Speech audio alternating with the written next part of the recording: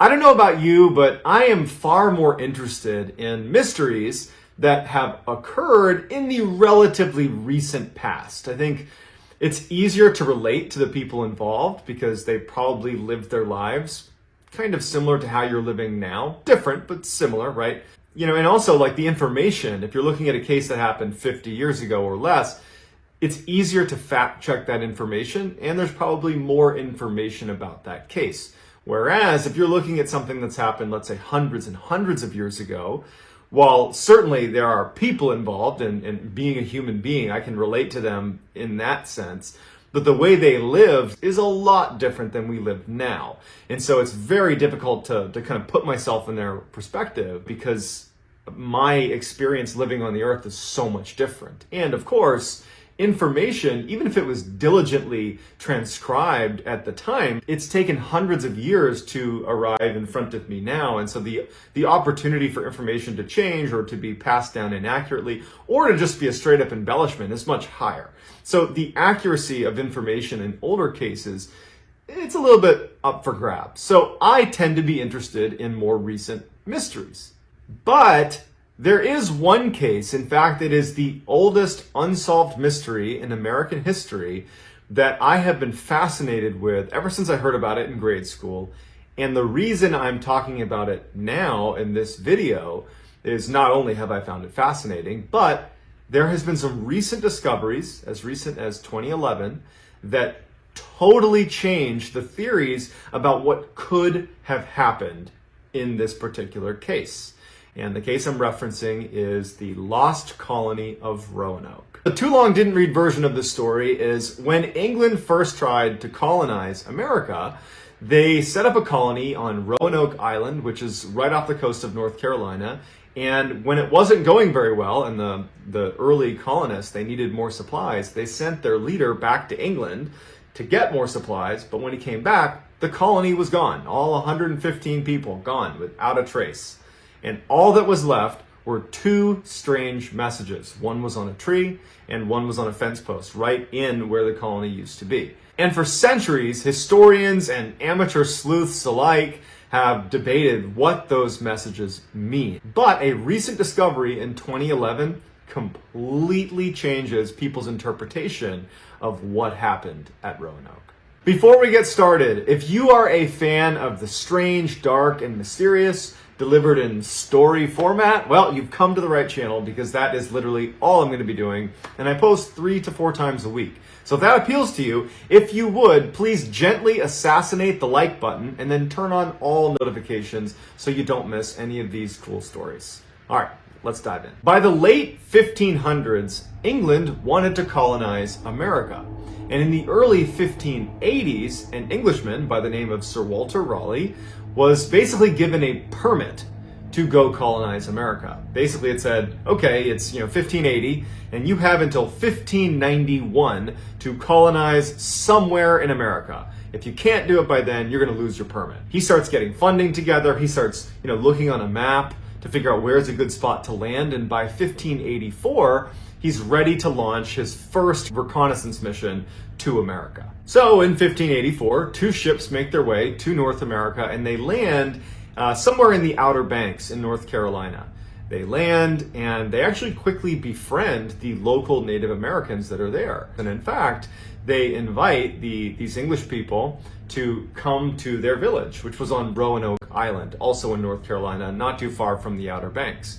And so these early English settlers are brought to this village and they're able to coexist with the Native Americans really beautifully. They're sharing trade secrets, they're learning how to hunt, they're learning how to do all the things that you would need if you were going to live in this new land. And again, they're being embraced by the local population, which was huge. So after 1 month of this reconnaissance mission, that group of early settlers is really excited about the possibilities of settling in America.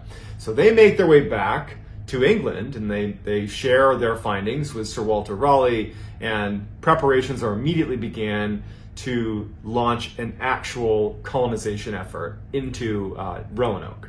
So 1 year after this initial reconnaissance mission, Sir Walter Raleigh is ready to launch this full-fledged effort to colonize America.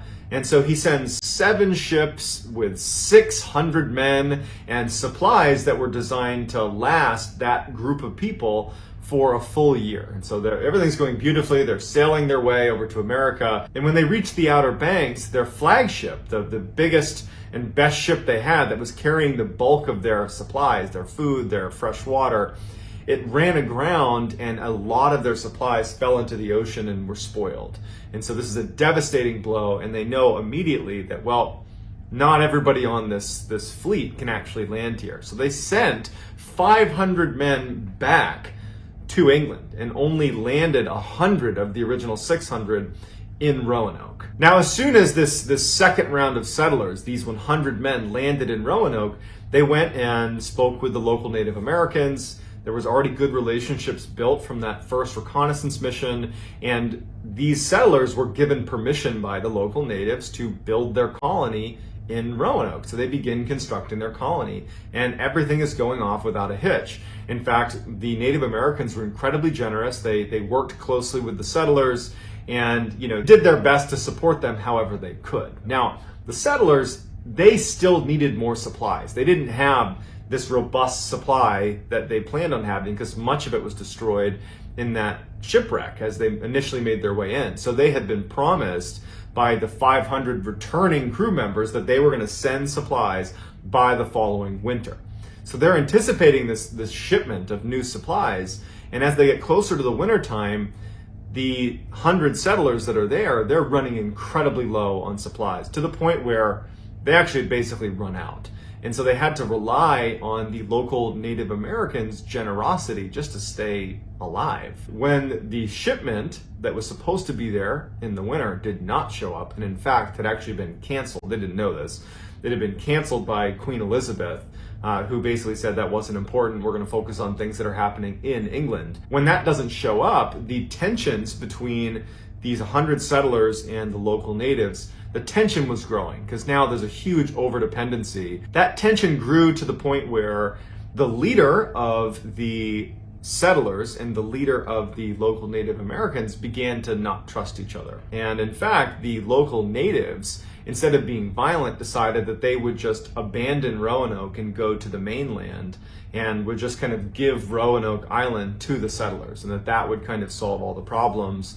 But the English settlers took their retreat as a sign that they were actually going to the mainland of North Carolina, these Native Americans, and were going to be forming alliances with other tribes, and then they were going to come back out and wipe out the 100 settlers. We don't know if that's true because what happens next is the English settlers, in kind of a fit of paranoia, they preemptively cross the water and they make it to the mainland and they attack the Native Americans that had previously been helping them and keeping them alive, and they actually wiped them out. These English settlers come back to Roanoke Island, and now the paranoia is even higher because now they don't have supplies, they don't know how to live there, they've just basically started a war, and it just so happens that an English-bound fleet was passing by the area on their way back to England, and when they stopped at the colony, the settlers were basically in a panic. I mean, at this point, they've just recently,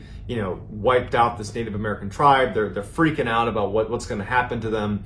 And they were in such a rush to abandon the colony and evacuate that only 97 of them got on the ships and left. They literally left 3 people there. They said, well, they're not here for the evacuation, so we're out of here. And so sure enough, that fleet took the 97 settlers and they left, leaving those 3 settlers to fend for themselves. As irony would have it, just days after this evacuation, Sir Walter Raleigh, he had sent additional ships with resupplies and reinforcements to Roanoke, and they literally arrived like a couple days after this mass evacuation. But when they arrived, the colony was abandoned and they didn't find those 3 men that were left there. So Sir Walter Raleigh's reinforcements just left. And then a couple weeks later, another English-bound fleet passed by Roanoke and stopped to check in on the colony, and they found it abandoned. And because they had so many people on this fleet that was passing by, they decided to leave 15 crew members at the colony because they felt like this is an English colony. It's not in total disrepair at this point. and perhaps, this is going to be useful to the crown, or we can use it in some way. So they leave 15 crew members to basically guard the outpost while they go back to England and figure out what's going to happen next. So it would be months before anybody went back to Roanoke. So those 15 crew members were kind of hung out to dry a little bit. But a man by the name of John White, who had been a part of that initial failed colony in Roanoke, who had evacuated back to England, he was still eager to colonize America. And so he actually convinced Sir Walter Raleigh to launch a new expedition back to America to try to recolonize, not in Roanoke, but slightly north in the Chesapeake Bay, which was just viewed as a more fertile and just more advantageous position. And then in 1587, they send out 3 ships back to America to try this colonization effort all over again. It is important to note that unlike the first effort, which was much more kind of militaristic, it was literally 600 men that got sent to America. This time it was going to be a more kind of civilian approach, where it was men, women, and children being sent over to America to colonize. So with John White as the captain of these 3 ships, they're making their way towards America, and again, their plan was to go north to the Chesapeake Bay area, but they intended to pass by Roanoke on purpose because they knew about those 15 crew members that had been left there, almost a year prior. And so they intended to stop at Roanoke and basically have a meeting with those crew members, give them supplies if they needed it, and then make their way up to the Chesapeake Bay. However, something strange happens where the chief navigator, a man by the name of Simon Fernandez, who had navigated during the initial reconnaissance mission, the very first trip to America, also navigated for the second trip to America when they brought the 600 men, now navigating for this third trip with John White. He had the charisma of a real leader and was frankly just very well respected. He's an incredible sailor. And even though John White was technically the captain, really it was Fernandez that really had the respect of all of the people on this trip to America. And so for some reason, Fernandez decided that he just didn't want them to go up to Chesapeake Bay. And instead, when they got to Roanoke to have this meeting with the 15 crew members, he just basically told everybody to get off. Like, we're not going to go north. Everybody that's here to colonize, go ahead and get off because we're out of here. And John White didn't put up a fight. I think he recognized that the pull this guy had was going to be too much. And the crew and everybody who was there just kind of accepted it. And so even though it was a total deviation, they just begin to colonize Roanoke, even though, again, that was never their plan. So as they're literally descending upon Roanoke, they're getting ready to meet with these 15 crew members who they're really hoping are still alive, but there's no sign of them. There's no sign of the crew that were left behind, and all they find is like a little pile of bones. And John White speculated that, perhaps this is a sign that the crew members were, attacked by, the Native Americans that were seeking revenge because they had been wiped out from that initial group that had been here, the initial English settlers. John White's suspicions would actually be proven true when just a few days after the 100-plus group of colonists that kind of began setting up camp in Roanoke, a man by the name of George Howe was away from the colony a little bit, and a group of Native Americans surrounded him and shot him with 16 arrows. So it was kind of like a message to the settlers that, like, you're not welcome here. Your predecessors that wiped out an entire tribe, yeah, we haven't forgotten about that. So you're not allowed to be here. It was not a good start for John White and his new colony. Feeling like the colony was kind of doomed from the start, the colonists actually told John White, hey, if this is the way it's starting, we need more people here, we need more supplies, like this is not a good start. We are not set up for success here. You need to go back to England and get more supplies and bring them back here, because without that, we're doomed.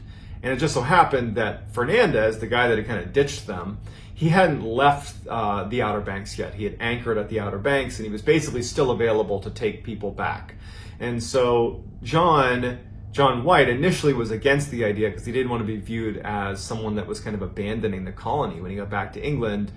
And John White's daughter, who was pregnant, was there. She was one of the early colonists. She was there in Roanoke, and he didn't want to abandon her.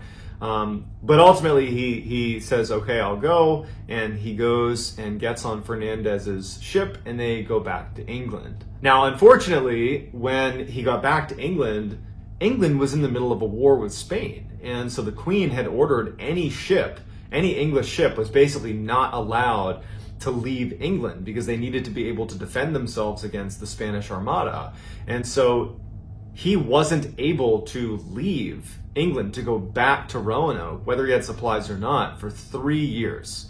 And so 3 years go by, and he finally, with the help of Sir Walter Raleigh, is able to be put on a convoy of ships that is going back to America with the necessary supplies. And so he heads off. So it's 1590, 3 years since John White has left Roanoke, left his daughter, and to go back for supplies. Now he's back, and he's got the supplies, and they get to the Outer Banks, and they get in their small boats to make their little journey up around to the north side of Roanoke so they can actually get on the island and go check out what's happening at Roanoke.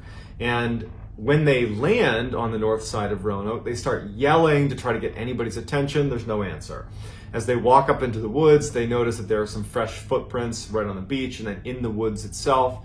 But again, no one's coming to greet them, which is a bit of a bad omen, because if there are fresh tracks, either it's an English settler, in which case they would be eager to come see them, they'd be running out to meet them, or it's a Native American, which could mean they don't trust the English settlers, right? They don't want to show themselves, or they don't want to be seen, which is also kind of ominous. They start moving in to where the Roanoke colony was, and they see 3 letters on a tree.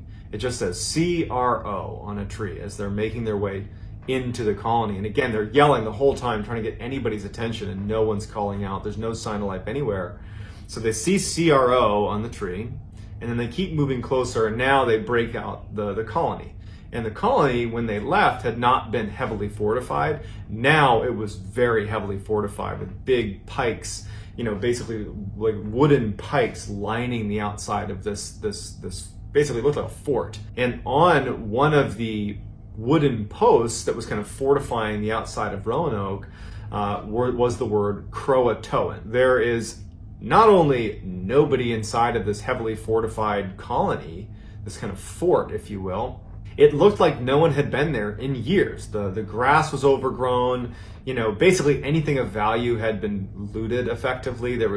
The only things that were left were like really heavy objects that would have been difficult to move. But there was also no sign of a struggle. There was not like human remains anywhere. There wasn't a clear sign of struggle. I mean, obviously it's this well-fortified area, which leads you to believe that they were at least anticipating some sort of attack, but there was no sign of a struggle. They're just gone. John White, he would write about this experience when he arrived and just discovered the colonies vanished, 115 people just gone, right?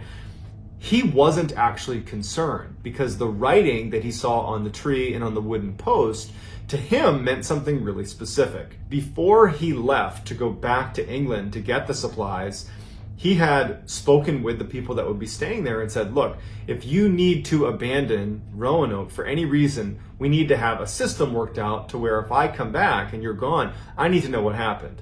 And so you need to leave me a clue. You need to write a clue somewhere of where your destination is. If you're going by choice, just write the destination. If you're being forced, write the destination with a cross. And that will, to me, signify that you've left in distress.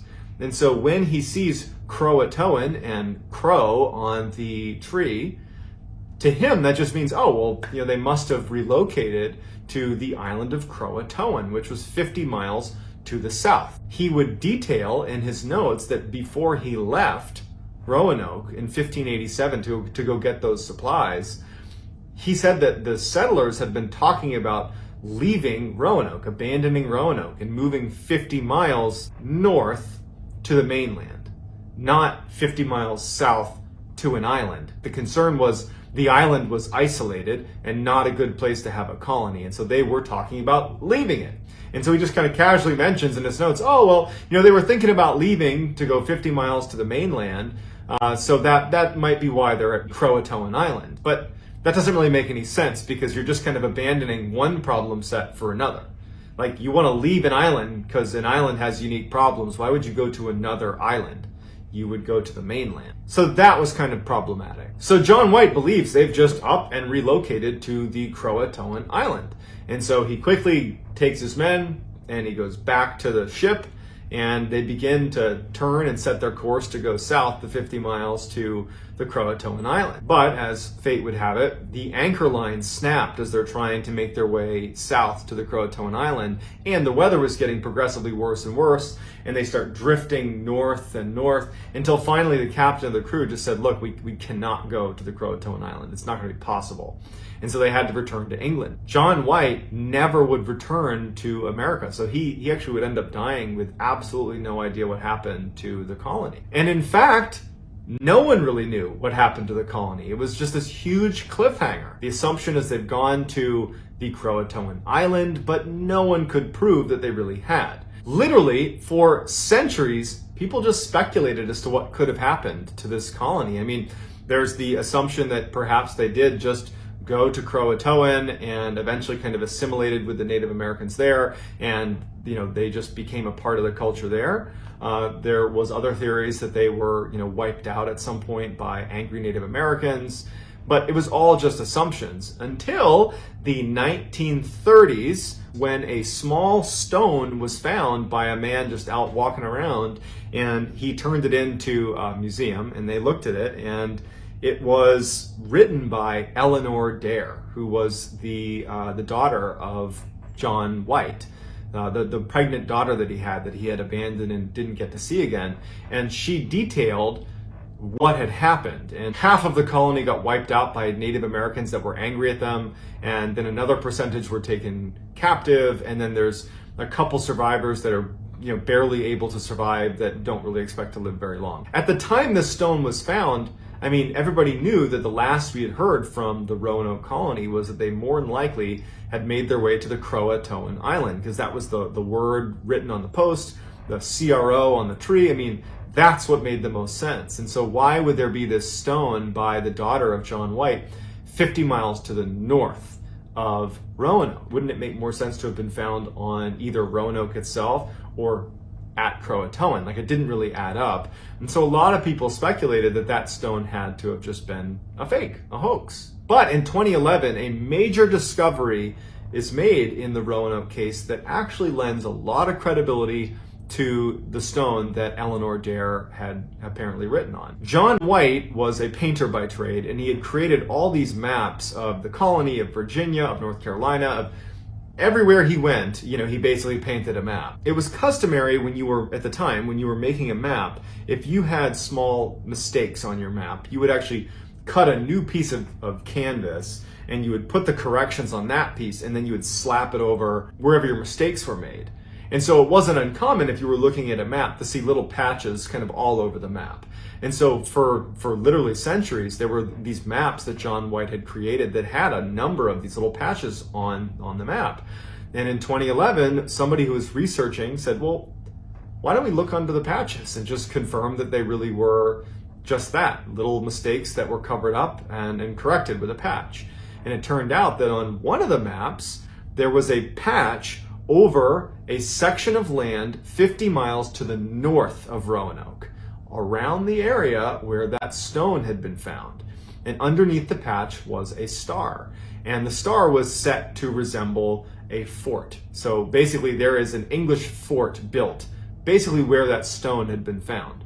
But it had been covered over with a patch, as if the fort was a mistake, right? Like, oh, whoops, shouldn't have been a fort there, and they put a patch over it. But upon closer inspection, the patch that had been put over that X on the map that signified a fort right where that stone had been found, well, on the patch, there was literally hidden ink where someone had drawn a similar X to denote a fort, and they'd put that over the obvious fort symbol that they were covering up. One could maybe make the case that they wanted to signify to someone that was maybe looking for invisible ink, they wanted to signify that that was where the fort was, but they didn't want someone who intercepted the map, for example, the Spanish, because they'd just been at war with the Spanish.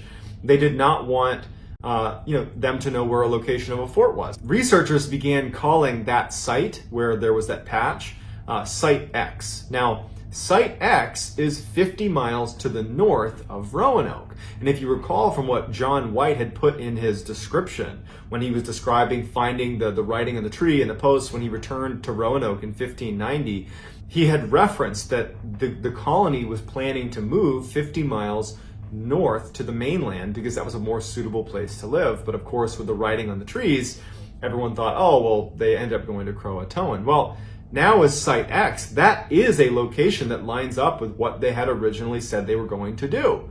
And you have that stone written by Eleanor Dare at the same location.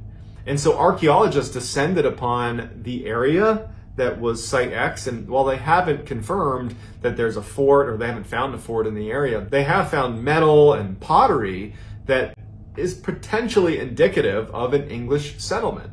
And in fact, right now, they're still doing all sorts of archaeological digs and research to try to determine if that is where the Roanoke colony went. But even if that is the answer to the mystery, that in fact, it was just this hidden map and this stone that said, yep, they went 50 miles north, it doesn't really answer the question, which is what everybody thinks of when they think of the Roanoke colony, of why was Croatoan written on the fence post? Why was Crow written on the tree?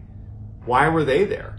And how is it that with all these eyes and all this interest in this case, dating back to literally the 1500s, how has no one ever found even one of the remains of the 115 colonists that apparently just vanished into thin air?